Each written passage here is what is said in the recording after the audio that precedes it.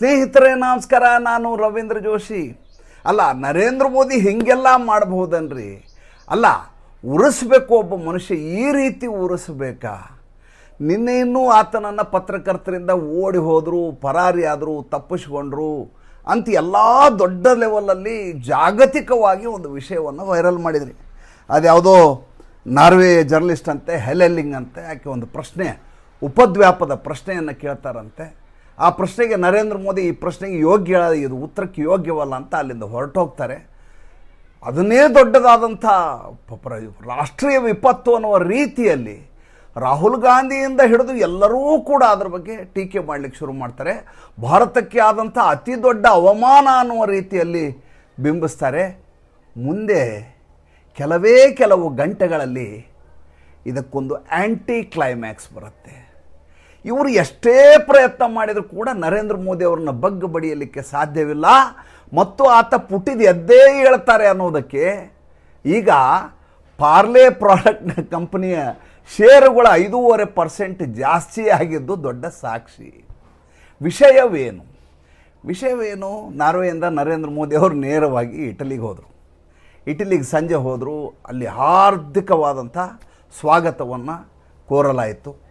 ನಿಮಗೆ ಗೊತ್ತು, ಇಟಲಿಯನ್ ಪ್ರಧಾನಮಂತ್ರಿ ಆದಂಥ ಜಾರ್ಜಿಯಾ ಮೆಲೋನಿ ಮತ್ತು ನರೇಂದ್ರ ಮೋದಿ ಅವರ ಕೆಮಿಸ್ಟ್ರಿ, ಅವರ ಸ್ನೇಹ, ಅವರ ಬಾಂಧವ್ಯ, ಅವರ ಸೌಹಾರ್ದತೆ, ಅವರ ಗೆಳೆತನ ಯಾವ ರೀತಿ ಇದು ಇವತ್ತು ಜಾಗತಿಕ ಮಟ್ಟದಲ್ಲಿ ದೊಡ್ಡ ಸಂಚಲನ ಉಂಟು ಮಾಡಿದೆ ಅಂದರೆ, ಎಡಚರರು ಏನು ಮಾಡಬೇಕು ಅರ್ಥ ಆಗಲಾರದ ಸ್ಥಿತಿಗೆ ಬಂದಿದ್ದಾರೆ. ನಿನ್ನೆ ಮೊನ್ನೆ 2 ದಿವಸ ಪ್ರಯಾಸಪಟ್ಟು ಇವರು ಹೆಲೆಲಿಂಗನ್ನು ದೊಡ್ಡ ಸೂಪರ್ ಸ್ಟಾರ್ ಆಗಿ ಮಾಡಿದರು. ಈಕೆಗಿಂತ ದೊಡ್ಡ ಜರ್ನಲಿಸ್ಟ್ ಅಲ್ಲ ಅನ್ನೋಂಗೆ ಮಾಡಿದರು. ನರೇಂದ್ರ ಮೋದಿ ಅಂಜುಬುರ್ಕ ಪ್ರಶ್ನೆ ಉತ್ತರನೇ ಕೊಡೋದಿಲ್ಲ ಅನ್ನೋಂಗೆ ಮಾಡಿದರು. ಈಗ ನೋಡಿದರೆ ಐರೋಪ್ಯ ರಾಷ್ಟ್ರದ ಅತಿ ದೊಡ್ಡದಾದಂಥ ಸ್ಟ್ರಾಟಜಿಕ್ ಪ್ಲೇಸ್ನಲ್ಲಿರುವಂಥ ಇಟಲಿಯ ಪ್ರಧಾನಿ ನರೇಂದ್ರ ಮೋದಿ ಅವ್ರನ್ನ ಕಾರಿನಲ್ಲಿ ಸುತ್ತಾಡಿಸ್ತಾರೆ ಮತ್ತು ಅಲ್ಲಿಯ ಕೊಲೋಸಿಯಂಗೆ, ಐಕಾನಿಕ್ ಕೊಲೋಸಿಯಂಗೆ ತಾವೇ ಕರ್ಕೊಂಡೋಗಿ ಸೆಲ್ಫಿ ತೆಗೆಸ್ತಾರೆ. ಅಷ್ಟೇ ಅಲ್ಲ, ಮುಂಚೆ ನಾವು ಸಣ್ಣವರಿದ್ದಾಗ ಒಂದು ಮಾತು ಹೇಳ್ತಿದ್ವಿ, ಒಂದು ಅಡ್ವರ್ಟೈಸ್ಮೆಂಟ್ ಬರೋದು ಏನಂತ ಅಂದರೆ, ಮೆಲೋಡಿ ಖಾವ್ ಖುದ್ ಜಾನ್ ಜಾವ್, ಮೆಲೋಡಿ ಖಾವ್ ಖುದ್ ಜಾನ್ ಜಾವ್ ಅಂತ ಒಂದು ಬರೋದು. ಸಣ್ಣದಾದಂಥ ಚಾಕ್ಲೇಟ್ ಅದು, ಮೆಲೋಡಿ ಅಂತ ಅದ್ರ ಮೇಲೆ ಹೆಸರು. ಈ ಮೆಲೋಡಿ ಹೆಸರಿಟ್ಟದ್ದೇ ಮೆಲೋನಿ ಫಸ್ಟು. ಯಾವಾಗ ಹಿಂದೆ G20 ಬಂದ ಸಂದರ್ಭದಲ್ಲಿ ಮೆಲೋನಿ ಪ್ಲಸ್ ಮೋಡಿ ಈಸ್ ಮೆಲೋಡಿ ಅಂತೇಳಿ ಆಕೆ ಇದನ್ನು ದೊಡ್ಡದಾಗಿ ತನ್ನ ಟ್ವಿಟರ್ ಹ್ಯಾಂಡಲಲ್ಲಿ ಬರ್ಕೊಂಡಿದ್ರು. ಹಾಗೆ ಅವತ್ತು ಮೆಲೋಡಿ ಅಂತ ಬರೆದದ್ದು ಇನ್ನೂ ಮುಂದುವರ್ಕೊಂಡ್ಬರ್ತಾ ಇದೆ. ಆಕೆ 3 ವರ್ಷ ಆಯಿತು ಪ್ರಧಾನಮಂತ್ರಿಯಾಗಿ. 7 ಸಲ ನರೇಂದ್ರ ಮೋದಿ ಮತ್ತು ಮೆಲೋನಿಯವರ ಭೇಟಿಯಾಗಿದೆ. ಎಲ್ಲಕ್ಕಿಂತ ಮಜಾ ಏನಂದರೆ, G7ನ ಭಾಗವೇ ಅಲ್ಲದಂಥ ನರೇಂದ್ರ ಮೋದಿಯವರನ್ನು ಕರೆಸಿಕೋತಾರೆ ಮೆಲೋನಿಯವರು. G7 ಸಮಿಟ್ನಲ್ಲಿ ಅವರಿಗೆ ಸೆಂಟ್ರಲ್ ಸ್ಟೇಜ್ ಕೊಡ್ತಾರೆ. ನರೇಂದ್ರ ಮೋದಿ ಮಧ್ಯದಲ್ಲಿ ನಿಂತಿರ್ತಾರೆ, ಸುತ್ತಲೂ ಉಳಿದ ಐರೋಪ್ಯ ರಾಷ್ಟ್ರಗಳು G7 ಕಂಟ್ರಿಗಳೆಲ್ಲ ನಿಂತಿರ್ತವೆ. ಆ ಮಟ್ಟಿಗೆ ಜಾಗತಿಕ ಮಟ್ಟದ ಅತಿ ದೊಡ್ಡ ನಾಯಕನಾಗಿ Narendra Modi ಹೊರಹೊಮ್ಮಿದ್ದಾರೆ.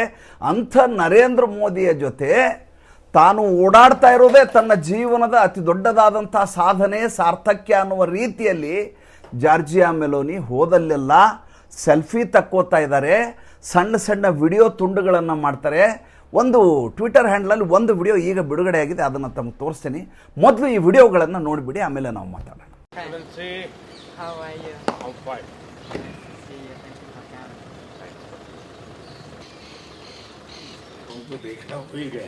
Okay, so here you can see the main part of almost all is important here in Rome. Hundreds and hundreds of churches here. From here I can count 1, 2, 3, 4, 5, 6, 7, 8, 9. Wherever you go, you say one. The big white building. Yes. ನೋಡಿ, ಈಕೆ ಬಾಲ್ಕನಿಯಲ್ಲಿ ನಿಂತು ನರೇಂದ್ರ ಮೋದಿ ಅವರಿಗೆ ಸುತ್ತಲೂ ಇರುವಂಥ ರೋಮ್ನ ಎಲ್ಲ ಪ್ರದೇಶವನ್ನು ತೋರಿಸ್ತಾ ಇದ್ದಾರೆ. ಇಟಲಿಯ ರೋಮ್ನಲ್ಲಿ ಬಂದು ಇಳಿದದ್ದು ನರೇಂದ್ರ ಮೋದಿ ಅವರು. ಅದಾದ ಮೇಲೆ ಇಬ್ಬರು ಡಿನ್ನರ್ ಮಾಡ್ತಾರೆ. ಅದಾದಮೇಲೆ ಆಂಫಿ ಥಿಯೇಟರ್ಗೆ ಹೋಗ್ತಾರೆ. ಆಂಫಿ ಥಿಯೇಟ್ರಲ್ಲಿ ಸ್ವತಃ ಜಾರ್ಜಿಯಾ ಮೆಲೋನಿ ಫೋಟೋ ತಕ್ಕೋತಾರೆ. ತೆಗೆದಿರುವ ಫೋಟೋವನ್ನು ತನ್ನ ಟ್ವಿಟರ್ ಹ್ಯಾಂಡಲ್ನಲ್ಲಿ ಹಾಕ್ಕೋತಾರೆ. ಈಗ ಅತ್ಯಂತ ಪ್ರಖ್ಯಾತವಾದಂಥ ಪ್ರಧಾನಿಯವರು, ಇಟಲಿಯ ಪ್ರಧಾನಿ ಜಾರ್ಜಿಯಾ ಮೆಲೋನಿ. ಹಾಗೆ ನೋಡಿದರೆ ಭಾರತದ ಜೊತೆ ಅವರ ವ್ಯವಹಾರ ಏನು ಸಿಕ್ಕಾಪಟ್ಟೆ ನಮಗೆ ಐರೋಪ್ಯ ರಾಷ್ಟ್ರಗಳಲ್ಲಿ ಟಾಪ್ ಲೆವೆಲಲ್ಲಿ ನಮ್ಮ ಜೊತೆ ಇಲ್ಲ. ಅವರು 6ನೇ ಸ್ಥಾನದಲ್ಲಿದ್ದಾರೆ. ಮೊದಲನೇದಾಗಿ ಜರ್ಮನಿ ಬರುತ್ತೆ, ಎರಡನೇದು ನೆದರ್ಲ್ಯಾಂಡ್ ಬರುತ್ತೆ, ಮೂರನೇದು UK, ನಾಲ್ಕನೇದು ಸ್ಪೇನು, ಐದನೇದು ಫ್ರಾನ್ಸು, ಆರನೇದು ಇಟಲಿ. ಆದರೆ ಇಬ್ಬರು ಬಲಪಂಥೀಯ ನಾಯಕರು ಕೆಮಿಸ್ಟ್ರಿ ಮ್ಯಾಚ್ ಆದರೆ ಹೇಗೆ ಜಾಗತಿಕ ಮಟ್ಟದಲ್ಲಿ ತಮ್ಮ ಈ ಹೊಸ ಅಲಯನ್ಸ್ ಏನಿದೆ ಅದನ್ನು ಒಂದು ದೊಡ್ಡ ನರೇಟಿವ್ ಆಗಿ ಸೃಷ್ಟಿಸಬಲ್ಲರು ಅನ್ನುವುದು ಈಗ ನರೇಂದ್ರ ಮೋದಿ ಅವರು ಇಟಲಿಯ ಭೇಟಿಯ ಬರೆದಂಥ ಹೊಸ ಭಾಷ್ಯ. ಇದು ಭಾಷ್ಯ ಅನ್ನುವಂಥ ಶಬ್ದ ಭಾಳ ದೊಡ್ಡದಾಗಿರಬಹುದು, ಆದರೆ ಜಿಯೋಪಾಲಿಟಿಕಲ್ ವಿಷಯದಲ್ಲಿ ಆ ರೀತಿಯ ಶಬ್ದಗಳನ್ನೇ ಬರೆಸಬೇಕಂತ ಅನಿವಾರ್ಯತೆ. ನೋಡಿ, ಇಟಲಿ ಇದೆಯಲ್ಲ, ಇಟಲಿ ಹೇಗಿದೆ ಅಂದರೆ ಒಬ್ಬ ವ್ಯಕ್ತಿ ನಿಂತು ಸಾಕ್ಸ್ ಹಾಕ್ಕೊಳ್ಳೋ ರೀತಿಯಲ್ಲಿ ಕಾಣುವಂಥ ಒಂದು ಚಿತ್ರ. ಅದು ಒಂದು ಕಾಲು ಕೆಳಗಡೆ ಶೂ ಹಾಕ್ಕೊಳ್ಳಿಕ್ಕಿರುವಂಥ ರೀತಿ. ಒಂದು ಸೈಡು ನೀವು ಪೂರ್ವ ಜರ್ಮನಿಗೆ ಹೋಗಲಿಕ್ಕೆ ಅವಕಾಶ ಆಗುತ್ತೆ, ಒಂದು ಸೈಡು ನಿಮಗೆ ಪಶ್ಚಿಮ ಜರ್ಮನಿ ಹೋಗ್ಲಿಕ್ಕಾಗತ್ತೆ. ಪೂರ್ವ ಜರ್ಮನಿ ಹೋಗ್ಬೇಕಂದ್ರೆ ನೀವು ಗ್ರೀಸ್ಗೆ ಆಮೇಲೆ ಪೋಲ್ಯಾಂಡ್ಗೆ ಹೋಗ್ಬೇಕಂದ್ರೆ ಒಂದು ಸೈಡಿಂದ ಹೋಗಬೇಕು, ಇನ್ನೊಂದು ಸೈಡು ಇಟಲಿ, ಜರ್ಮನಿ, ಫ್ರಾನ್ಸ್ ಹೋಗ್ಬೇಕು ಅಂದರೆ ಮತ್ತೊಂದು ಸೈಡ್, ಎರಡು ಸೈಡು ಉದ್ದಕ್ಕೆ ಪಟ್ಟಿ ಥರ ಇದೆ. ಸುತ್ತಲೂ ಅದಕ್ಕೆ ಪೋರ್ಟ್ಗಳಿದ್ದಾವೆ. ಆಮೇಲೆ ಮಜಾ ಅಂದರೆ ಅಲ್ಲಿ ಒಂದು ಅಲೆಕ್ಸಾಂಡ್ರಿಯಾ ಅನ್ನುವಂಥ ಪೋರ್ಟ್ನ ಕಾಂಟ್ರ್ಯಾಕ್ಟು ಅದಾನಿಯವರಿಗೆ ಲಭಿಸಿದೆ. ಈ ಪೋರ್ಟ್ ಯಾವ ಜಾಗಕ್ಕೆ ಬರ್ತಾ ಇದೆ ಅಂದರೆ ಸ್ಟ್ರಾಟಜಿಕ್ ಪಾಯಿಂಟ್ ಇದೆ. ಒಂದು ಕಡೆ ಟರ್ಕಿ ಸಿಗತ್ತೆ ನಿಮಗೆ, ಮತ್ತೊಂದು ಕಡೆ ಹಾರ್ಮೂಸ್ನ ಸ್ಟ್ರೇಟ್ ಆಫ್ ಹಾರ್ಮೂಸ್ ಬರುತ್ತೆ, ಈ ಕಡೆ ಜೋರ್ಡಾನ್ ಬರುತ್ತೆ. ಅಂಥ ಆಯಕಟ್ಟಿನ ಜಾಗದಲ್ಲಿ ಅವರ ಒಂದು ಹೊಸ ಪೋರ್ಟ್ ಆಗ್ತಾ ಇದೆ. ಅದನ್ನು ಭಾರತದ ಒಬ್ಬ ಉದ್ಯಮಿ ಮಾಡ್ತಾ ಇದ್ದಾರೆ. ಇದು ಟರ್ಕಿಗೆ ಯಾವ ರೀತಿ ಉರಿಸಬಹುದು ಅನ್ನುವುದನ್ನು ಸುಮ್ಮನೆ ಆಲೋಚನೆ ಮಾಡಿ.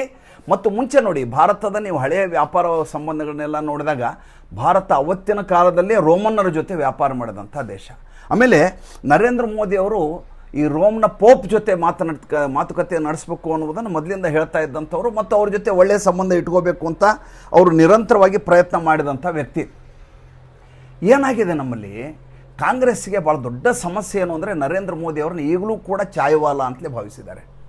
ಜಗತ್ತಿನ 32 ರಾಷ್ಟ್ರಗಳು ಅವರಿಗೆ ಸರ್ವೋತ್ಕೃಷ್ಟ ಪ್ರಶಸ್ತಿ ಕೊಟ್ಟರೂ ಕೂಡ ನರೇಂದ್ರ ಮೋದಿ ಒಬ್ಬ ಚಾಯ್ವಾಲ, ಆತನಿಗೆ ಯಾಕೆ ಇಷ್ಟು ಮರ್ಯಾದೆ ಅಂತ ರಾಹುಲ್ ಗಾಂಧಿ ಅದಕ್ಕೊಂದು ಸ್ಟೇಟ್ಮೆಂಟ್ ಕೊಡ್ತಾರೆ.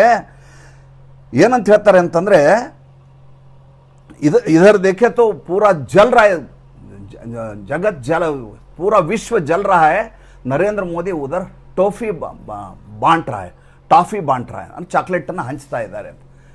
ಅಲ್ಲ ರೀ, ನಿನ್ನಂಗೆ ಇಲ್ಲಿ ಸಂಸತ್ತಿನ ಅಧಿವೇಶನ ನಡೆದ ಸಂದರ್ಭದಲ್ಲಿ ಹೋಗಿ ಅಲ್ಲಿ ಒಮಾನ್ನಲ್ಲಿ ಕಾಫಿ ಕುಡಿತಾ ಕೂತಿರೋದಿಲ್ಲ ನರೇಂದ್ರ ಮೋದಿ ಪ್ರತಿ ಕ್ಷಣ ಕೆಲಸ ಮಾಡ್ತಾ ಇರುವಂಥ ವ್ಯಕ್ತಿ. ಜಾರ್ಜಿಯಾ ಮೆಲೋನಿ ಕೂಡ ಅಷ್ಟೇ, ಶೋಕಿ ಮಾಡಲಿಕ್ಕೋಸ್ಕರ ಅವರು ಯಾವುದೋ ಟ್ವಿಟರ್ ಹ್ಯಾಂಡಲ್ನಲ್ಲಿ ಫೋಟೋ ಹಾಕಿದ್ದಲ್ಲ, ತಮ್ಮ ಇಮೇಜನ್ನು ಜಾಸ್ತಿ ಮಾಡ್ಕೊಳ್ಳಿಕ್ಕೆ ಹಾಕಿದ್ದಲ್ಲ. ಯಾವ ಜಾಗತಿಕ ಮಟ್ಟದಲ್ಲಿ ಈಗ ತೈಲದ ಅತಿ ದೊಡ್ಡ ಸಮಸ್ಯೆ ಆದ ಸಂದರ್ಭದಲ್ಲಿ ಐರೋಪ್ಯ ರಾಷ್ಟ್ರಗಳು ಈಗ ಭಾರತದ ಜೊತೆ ಒಳ್ಳೆಯ ಸಂಬಂಧ ಇಟ್ಕೋಬೇಕಾದ ಅನಿವಾರ್ಯತೆ ಇದೆ. ಒಂದು ಕಡೆ ಡೊನಾಲ್ಡ್ ಟ್ರಂಪ್ ಅವರು ನ್ಯಾಟೋ ದೇಶಗಳನ್ನ ಕೈ ಬಿಟ್ಬಿಟ್ಟಿದ್ದಾರೆ, ನಿಮಗೂ ನಮಗೂ ಸಂಬಂಧ ಇಲ್ಲ ಅಂತ ಹೇಳಿದ್ದಾರೆ. ಈ ಕಡೆ ನೀವು ಆಫ್ರಿಕಾದವ್ರಿಗೆ ಬೇಡ ಅಂತ ಹೇಳ್ತೀರಿ, ಅವ್ರೇನ್ರಿ ಅವರು ಗಂಧಾ ಜನ ಅಂತ ಅವ್ರನ್ನ ಬಿಟ್ಬಿಡ್ತೀರಿ. ಈ ಕಡೆ ರಷ್ಯಾ ಜೊತೆ ನೀವು ವ್ಯವಹಾರ ಮಾಡೋ ಹಾಗಿಲ್ಲ. ಮಧ್ಯಪ್ರಾಚ್ಯ ರಾಷ್ಟ್ರಗಳು ಬೆಂಕಿ ಹತ್ಕೊಂಡು ಉರಿತಾ ಇದ್ದಾವೆ. ನಿಮಗೆ ತೈಲವನ್ನು ಕೊಡೋದು ಯಾರು? ಇಷ್ಟು ದಿವಸ ರಷ್ಯಾ ಉಕ್ರೇನ್ ಯುದ್ಧ ನಡೆದ ಸಂದರ್ಭದಲ್ಲಿ ತೈಲವನ್ನು ಸಂಪೂರ್ಣವಾಗಿ ಎಕ್ಸ್ಪೋರ್ಟ್ ಮಾಡಿದ್ದೇ ಭಾರತ ಇವರಿಗೆ. ಇಲ್ಲದೋದ್ರೆ ಐರೋಪ್ಯ ರಾಷ್ಟ್ರಗಳು ಬೀದಿಗೆ ಬಂದುವಂಥ ಸ್ಥಿತಿ ಇರ್ತಿತ್ತು. ಇಡೀ ಐರೋಪ್ಯ ರಾಷ್ಟ್ರಗಳೆಲ್ಲ ಸ್ತಬ್ಧಗೊಳ್ಳುವಂಥ ಅನಿವಾರ್ಯತೆ ಇತ್ತು. ಆ ಸಂದರ್ಭದಲ್ಲಿ ಭಾರತ ತನ್ನ ತೈಲವನ್ನು ಐರೋಪ್ಯ ರಾಷ್ಟ್ರಗಳಿಗೆ ಸಪ್ಲೈ ಮಾಡಿ ಉಸಿರಾಡುವ ಸ್ಥಿತಿಗೆ ತಂದು ನಿಲ್ಲಿಸ್ತು. ಇದು ಜಾರ್ಜಿಯಾ ಮೆಲೋನಿಗೆ ತುಂಬ ಚೆನ್ನಾಗಿ ಗೊತ್ತಿದೆ. ಜಾರ್ಜಿಯಾ ಮೆಲೋನಿಗೆ ಇನ್ನೊಂದು ಏನಾಗಿದೆ ಅಂದರೆ, ಆಕೆ ಭಾಳ ದೊಡ್ಡ ಜನಪ್ರಿಯವಾದ ನಾಯಕಿ ಮತ್ತು ತನ್ನ ಗೆದ್ದದ್ದು ಪ್ರಚಂಡವಾದಂಥ ವಿಜಯದಲ್ಲಿ ಗೆದ್ದದ್ದು. ಇತ್ತೀಚೆಗೆ ಅವರು ಜಸ್ಟಿಸ್ ರಿಫಾರ್ಮ್ ಮಾಡಲಿಕ್ಕೆ ಒಂದು ಅಲ್ಲಿ ನ್ಯಾಯ ಪದ್ಧತಿ ಇದೆಯಲ್ಲ, ಅದರ ಮೇಲೆ ರಿಫಾರ್ಮೇಷನ್ಗೆ ಒಂದು ರೆಫರೆಂಡಮ್ ತಂದರು, ಜನಮತ ಸಂಗ್ರಹ. ಅದರಲ್ಲಿ ಅವರು ಸೋತು ಹೋಗಿದ್ದಕ್ಕೆ ಕುಗ್ಗುವ ಸಂದರ್ಭದಲ್ಲಿ ಪುನಶ್ಚೇತನವಾಗಿ ಬಂದದ್ದು ನರೇಂದ್ರ ಮೋದಿ ಅವರು. ನೋಡ್ರಿ, ನನ್ನ ನೀವು ಜನಮತ ಸಂಗ್ರಹದಲ್ಲಿ ಸೋಲಿಸಿರಬಹುದು, ಆದರೆ ಭಾರತದಂಥ ಅತಿ ದೊಡ್ಡದಾದಂಥ ರಾಷ್ಟ್ರದ ಜೊತೆ ನನ್ನ ಸಂಬಂಧ ಹೇಗಿದೆ ಅಂತ ಹೇಳಲಿಕ್ಕೆ ಆಕೆ ತನ್ನ ಸೆಲ್ಫಿಗಳನ್ನು ಹಾಕ್ಕೋತಾರೆ. ಈ ಟಾಫಿ ಕೊಡ್ತಾ ಇರುವಂಥ ನರೇಂದ್ರ ಮೋದಿ ಅವರ ವಿಡಿಯೋವನ್ನು ಹಾಕ್ತಾರೆ. ತನ್ಮೂಲಕ ಹೇಳ್ತಾರೆ, ನಾನು ಒಂದು ಹೊಸ ಭಾಷ್ಯವನ್ನು ಇಲ್ಲಿ ಬರಿತಾ ಇದ್ದೀನಿ. ಇನ್ನು ಮುಂದೆ ನೋಡಿ, ಅಮೇರಿಕಾ ಡೊನಾಲ್ಡ್ ಟ್ರಂಪ್ ಇದ್ದಾರೆ. ಡೊನಾಲ್ಡ್ ಟ್ರಂಪ್ ಕೂಡ ಇಟಲಿಯ ಜೊತೆ ಸಂಬಂಧವನ್ನು ಚೆನ್ನಾಗಿ ಇಟ್ಕೊಂಡಿಲ್ಲ. ಆತ ಹೇಳ್ತಾರೆ, ಈಕೆ ಒಬ್ಬ ಅಂಜುಪುರ್ಕಿ, ಏನಕ್ಕೂ ಪ್ರಯೋಜನ ಇರಲಾರ್ದ ಹೆಣ್ಮಗಳು. She is a smart lady, that's all. She is a beautiful lady ಅಂತ. ಅದಕ್ಕಿಂತ ಅಸಹ್ಯ ಏನು ಅಂದರೆ, ಒಬ್ಬ ಅಲ್ಬೇನಿಯಾ ಅಧ್ಯಕ್ಷ ಬಂದಿರ್ತಾನೆ. ಅಲ್ಬೇನಿಯಾ ಅಧ್ಯಕ್ಷ ಈ ಜಾರ್ಜಿಯಾ ಮೆಲೋನಿಗೋಸ್ಕರ ಒಂಟಿ ಕಾಲಲ್ಲಿ ಕುತ್ಕೊಳ್ಳಿಕ್ಕೂ ಸಿದ್ಧನಿದ್ದಾನೆ ಅಂತ ತಮಾಷೆ ಮಾಡಿರ್ತಾರೆ. ಜಾರ್ಜಿಯಾ ಮೆಲೋನಿ ಅತ್ಯಂತ ಸ್ಫುರದ್ರೂಪಿಯಾದಂತಹ ಯುವತಿ, ಅದರಲ್ಲಿ ಏನು ಅನುಮಾನ ಇಲ್ಲ.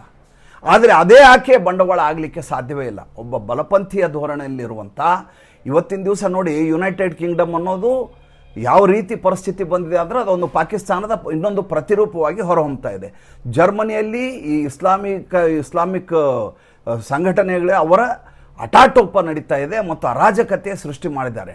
ಐರೋಪ್ಯ ರಾಷ್ಟ್ರಗಳೆಲ್ಲ ಇವತ್ತು ಮುಸಲ್ಮಾನರ ಈ ಫಂಡಮೆಂಟಲಿಸಮಿಂದ ರೋಸಿ ಹೋಗಿದ್ದಾರೆ. ಆದರೆ ಮಾತನಾಡುವವರು ಯಾರೂ ಇಲ್ಲ. ಆ ಕಡೆ ಚೈನಾ ಮಾತಾಡೋದಿಲ್ಲ ಇಸ್ಲಾಮಿಕ್ ಫಂಡಮೆಂಟಲಿಸಮ್ ಬಗ್ಗೆ, ಮೂಲಭೂತವಾದ ಬಗ್ಗೆ. ಈ ಕಡೆ ರಷ್ಯಾ ಮಾತಾಡೋದಿಲ್ಲ. ಅಮೇರಿಕ ಮಾತನಾಡಬೇಕು. ಅಮೇರಿಕ ಪಾಕಿಸ್ತಾನವನ್ನು ತೊಡೆ ಮೇಲೆ ಕೂಡಿಸ್ಕೊಂಡಿತ್ತು. ಮೊನ್ನೆ ಬ್ಯಾಕಿಗೆ ಚೂರಿ ಹಾಕಿದ್ದಾರೆ. ಈಗ ನ್ಯಾಟೋ ದೇಶಗಳಿಗೆ ಬೇರೆ ಮಾರ್ಗವೇ ಇಲ್ಲ. ನರೇಂದ್ರ ಮೋದಿ ಜೊತೆ ಚೆನ್ನಾಗಿರಬೇಕಾದಂಥ ಅನಿವಾರ್ಯತೆ ಇದೆ. ಅದರ ಹಿನ್ನೆಲೆಯಲ್ಲಿ ತಮ್ಮ ಸಂಬಂಧವನ್ನು ಹೇಗೆ ವೃದ್ಧಿಸ್ತಾ ಇದ್ದೀವಿ ನಾವು ಅಂತ ತೋರಿಸಲಿಕ್ಕೆ ಜಾರ್ಜಿಯಾ ಮೆಲೋನಿ ಇಂಥದ್ದೊಂದು ಅವಕಾಶವನ್ನು ಬಳಸ್ತಾರೆ. ನೋಡಿ, ಇಲ್ಲೆಲ್ಲಿಯೂ ಕೂಡ ನರೇಂದ್ರ ಮೋದಿ ಸೆಲ್ಫಿ ಹಿಡಿದದ್ದು ನಿಮ್ಗೆ ಕಾಣಿಸೋದಿಲ್ಲ. ಪ್ರತಿ ಬಾರಿಯೂ ಅಗ್ರೆಸಿವ್ ಆಗಿ ಕಾಣ್ತಾ ಇರೋದು, ಓಡಾಡಿಸ್ತಾ ಇರೋದು, ತೋರಿಸ್ತಾ ಇರೋದು ಎಲ್ಲವೂ ಜಾರ್ಜಿಯಾ ಮೆಲೋನಿ ಮಾಡ್ತಾರೆ. ಇಡೀ ಕಾರ್ಯಕ್ರಮವನ್ನು ಚಾರ್ಟ್ ಔಟ್ ಮಾಡಿದ್ದೇ ಜಾರ್ಜಿಯಾ ಮೆಲೋನಿ. ಅಂದರೆ ಜಾರ್ಜಿಯಾ ಮೆಲೋನಿ ಇವತ್ತು ಉಳಿದ ಐರೋಪ್ಯ ರಾಷ್ಟ್ರಗಳಲ್ಲಿ 3ನೇ ಸ್ಥಾನಕ್ಕೆ ಬರ್ತಾವರು. ಮೊದಲನೇದಾಗಿ ನಿಮಗೆ ಈ ಇದರಲ್ಲಿ ಅಲ್ಲಿಯ ಐರೋಪ್ಯ ರಾಷ್ಟ್ರಗಳ ಅಧ್ಯಕ್ಷರು ಬರ್ತಾರೆ. ಎರಡನೇದು ಫ್ರಾನ್ಸ್ನ ಮೆಕ್ರೋನ್ ಬರ್ತಾರೆ. ಮೆಕ್ರೋನ್ ಇನ್ನೊಂದು ವರ್ಷ ಆಯಿತು, ಅವರ ಅವಧಿ ಮುಗಿದೋಯ್ತು. ಅದು ಬಿಟ್ಟರೆ 3ನೇ ಸರ್ವೋತ್ಕೃಷ್ಟ ಸ್ಥಾನದಲ್ಲಿರುವ ಅಗ್ರಪಂಕ್ತಿಯಲ್ಲಿರುವಂಥ ನಾಯಕರು ಯಾರು ಅಂತಂದರೆ ಜಾರ್ಜಿಯಾ ಮೆಲೋನಿ ಬರ್ತಾರೆ. ನೋಡಿ, ಭಾರತ ಮತ್ತು ಇಟಲಿಯ ಸಂಬಂಧ ಭಾಳ ಹಳೆಯದು, ಆದರೆ ಹಳಸಿ ಹೋದಂಥದ್ದು ಮುಂಚಿನ ದಿವಸಗಳಲ್ಲಿ. ಆಮೇಲೆ ಇಟಲಿಯ ನಮ್ಮ ಭಾರತದ ಮೇಲೆ ಆಗಿರುವಂಥ ಪರಿಸ್ಥಿತಿ ಏನು ಅಂತ ನಿಮ್ಗೆ ಗೊತ್ತಿದೆ. ಆ ಹೆಸರು ಹೇಳಬೇಕಾದ್ರೆ ಅಗತ್ಯ ಇಲ್ಲ. ಇಂಥ ಇಟಲಿ ಮಹಿಳೆಯನ್ನು ಭಾರತ ಸಹಿಸಿದೆ. ಅಂಥ ಇಟಲಿ ಯುವತಿ ಕೂಡ ಇವತ್ತು ನಮ್ಮ ಜೊತೆ ಚೆನ್ನಾಗಿದ್ದಾರೆ ಅಂತ.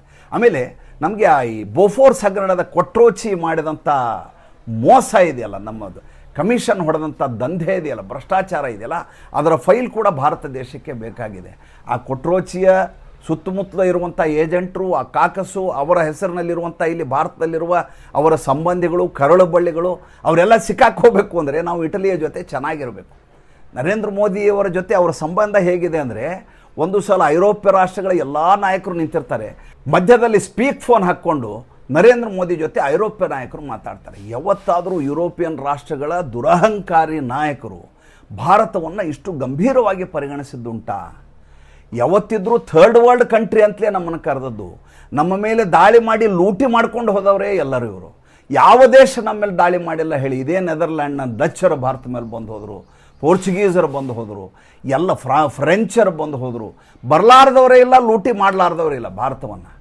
ಕೊನೆಗೆ ಭಾರತ ಇಷ್ಟೆಲ್ಲ ಆದ ಮೇಲೆಯೂ ಕೂಡ ತೃತೀಯ ಆರ್ಥಿಕ ಶಕ್ತಿಯಾಗಿ ಹೊರಹೊಮ್ಮುವ ಸಂದರ್ಭದಲ್ಲಿ ಜಾರ್ಜಿಯಾ ಮೆಲೋನಿ ನರೇಂದ್ರ ಮೋದಿ ಅವರಿಗೆ ಅದ್ಭುತವಾದಂಥ ಆತಿಥ್ಯ ಕೊಡುವ ಮೂಲಕ ಭಾರತದ ಘನತೆಯನ್ನು ಹೆಚ್ಚಿಸಿದ್ದಾರೆ. ನನಗಿದು ಆ ರೀತಿಯಲ್ಲಿ ಕಾಣುತ್ತೆ. ಎರಡನೇದ್ದು, ಈ ಇಬ್ಬರು ನಾಯಕರ ತುಂಟತನ, ಅಂದರೆ ಬೇರೆಯವ್ರನ್ನ ಉರಿಸೋಣ ಅನ್ನುವಂಥ ಮನಸ್ಥಿತಿ ಇದೆಯಲ್ಲ, ಅದು ಈ ಚಿತ್ರಗಳಲ್ಲಿ, ಈ ವಿಡಿಯೋಗಳಲ್ಲಿ ನನಗಂತೂ ಸ್ಪಷ್ಟವಾಗಿ ಕಾಣುತ್ತೆ. ವಿಶೇಷವಾಗಿ ನರೇಂದ್ರ ಮೋದಿಯವರ ನಗು ನೋಡಿ, ನರೇಂದ್ರ ಮೋದಿಯವರ ಭಾವವನ್ನು ನೋಡಿ, ನರೇಂದ್ರ ಮೋದಿಯವರು ಯಾವ ರೀತಿ ಭಾರತದಲ್ಲಿರುವ ಎಡಚರರು, ಜಗತ್ತಿನಲ್ಲಿ ಎಡಚರರು, ಡೊನಾಲ್ಡ್ ಟ್ರಂಪ್ ಇವರಿಗೆ ಹೇಗೆ ನಾವು ಉರಿಸಬೇಕು ಅಂತ ಈ ವಿಡಿಯೋ ಮೂಲಕ ಮತ್ತೊಂದು ಸಲ ಸಾಬೀತುಪಡಿಸಿದ್ದಾರೆ. ಭಾರತಕ್ಕೆ ಇದಕ್ಕಿಂತ ಹೆಮ್ಮೆ ಇನ್ನೇನಿದೆ ಹೇಳಿ? ಮತ್ತೆ ಮುಂದಿನ ಸಂಚಿಕೆಯಲ್ಲಿ ಮಾತಾಡ್ತೀನಿ. ಸಂಚಿಕೆ ಇಷ್ಟ ಆದರೆ ಲೈಕ್ ಮಾಡಿ, ಫಾಲೋ ಮಾಡಿ, ಶೇರ್ ಮಾಡಿ. ನಮ್ಮ ಮುಕ್ತ ಪತ್ರಿಕೋದ್ಯಮಕ್ಕೆ ಆರ್ಥಿಕವಾಗಿ ಬೆಂಗಾವಲಾಗಿ ನಮಸ್ಕಾರ.